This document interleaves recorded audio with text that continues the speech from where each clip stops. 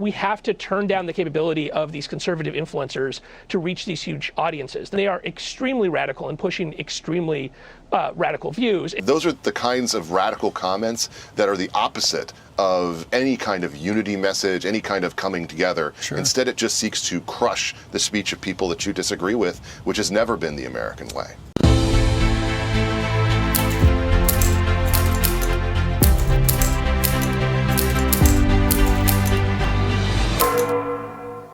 Well, they say the road to hell is paved with good intentions. Well, last week, big tech gassed up the car with all of us inside it and started speeding towards humanity's lesser angels.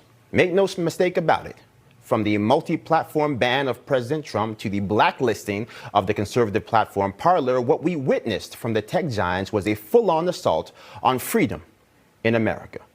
And anybody using hatred of President Trump to justify it or antiquated notions of the First Amendment to defend it are dangerously out of step with the fights that will help define a 21st century world.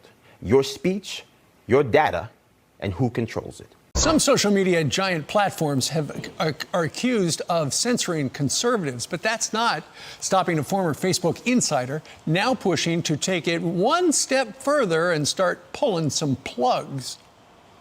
We have to turn down the capability of these conservative influencers to reach these huge audiences. They are extremely radical and pushing extremely radical views. And so it's up to the Facebooks and YouTubes in particular to think about whether or not they want to be effectively cable networks for disinformation.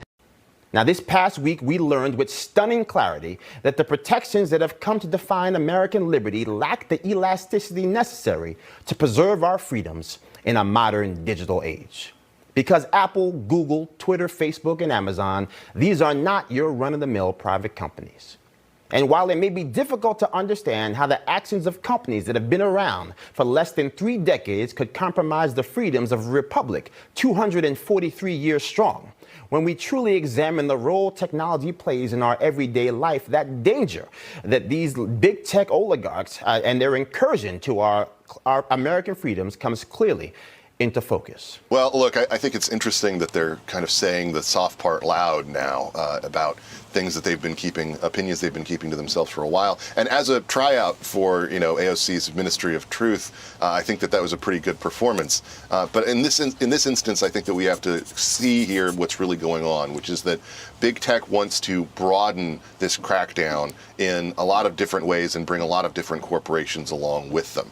They are going to collude together going forward to crush conservative speech everywhere that it rises up, and they're going to use arguments for that sound along the lines of arguments you might have heard in the past about shutting down ISIS and the like, which is a comparison that this same guest made.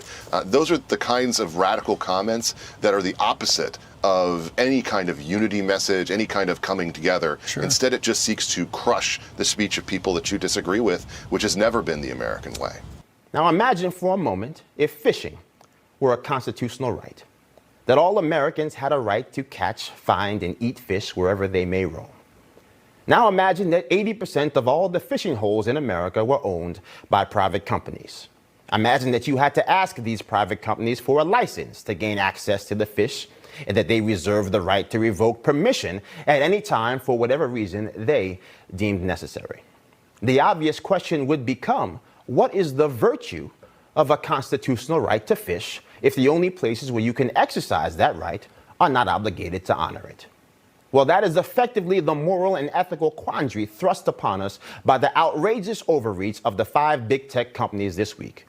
We have heard over the last week there are a number of Fortune 500 corporations that want to stop donating money to members of Congress who on January 6th did not vote to certify the election. And now we're hearing that apparently there are some Democrat members of Congress who say those 130 or 140 members of Congress, all Republicans, who would not do that, need to be punished because they ultimately are responsible for what happened on that day, in part. Well, obviously that wasn't their attitude when you had Democrats on the other side of this voting against certification in 2001, in 2005, and after the election in 2016, of course. But this is also a situation, I think, where this is all a part of their agenda to play up the Republican Party as being too radical to even do business with. In a world where the overwhelming majority of all business, personal, and political speech is nonverbal digital communication, less than a handful of companies control all the levers of speech with virtual autonomy. Facebook and Twitter control over 80% of the social media marketplace. Apple and Google combined control nearly 80% of the email marketplace. And when companies that monopolize the tools for modern speech can unilaterally decide who has access to communication with the world, freedom of speech is no longer a foundational principle, but a luxury afforded to a select few.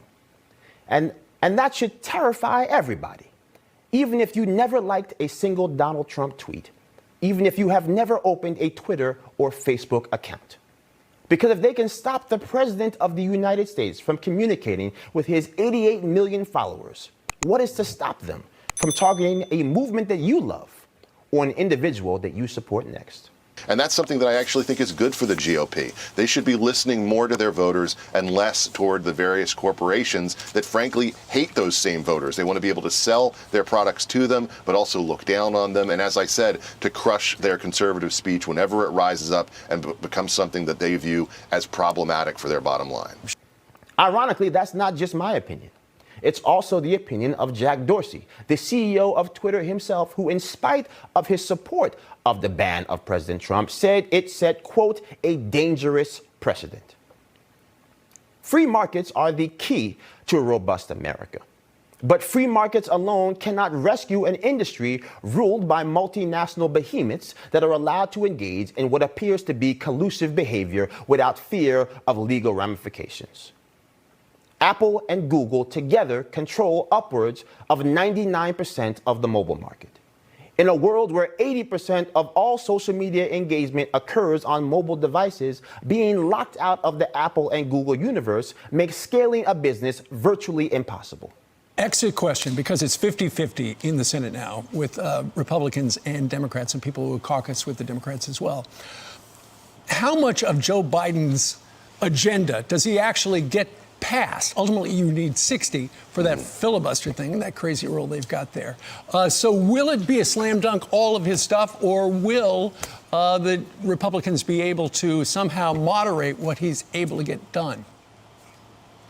The answer is anything that involves spending money is going to be a slam dunk. Washington loves to spend money, and you'll be able to find the votes time and again to do that. Big tech has effectively become a utility, a public accommodation, like the electric company, the water bureau, or even our roadways.